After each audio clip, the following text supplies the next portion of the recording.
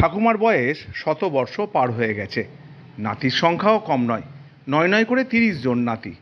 আর এই ঠাকুমার মৃত্যু হতেই ডিজে বাজিয়ে নাচতে নাচতে শ্মশান ঘাটে নিয়ে গেল নাতিরা, সঙ্গে সঙ্গত দিল এলাকার বাসিন্দারাও। এমনই ছবি ধরা পড়ল পূর্ব বর্ধমানের জামালপুর এলাকায়।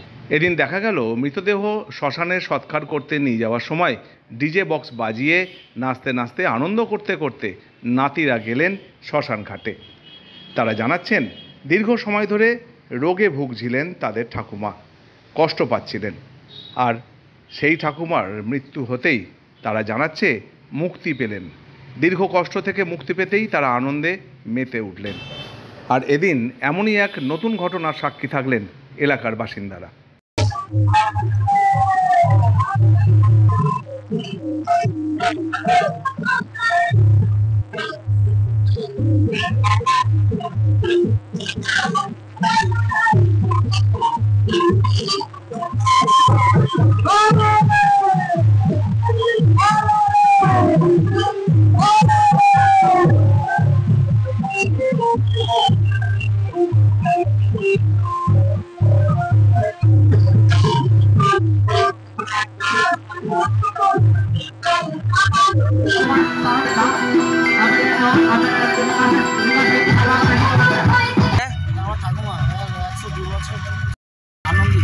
আনন্দের জন্য কত বছর বয়সে মারা গেছে, ওই জন্য নাতিরা সব 30-32 নাতি, ওই জন্য আনন্দ করে বক্স বাজিয়ে নিয়ে আসা।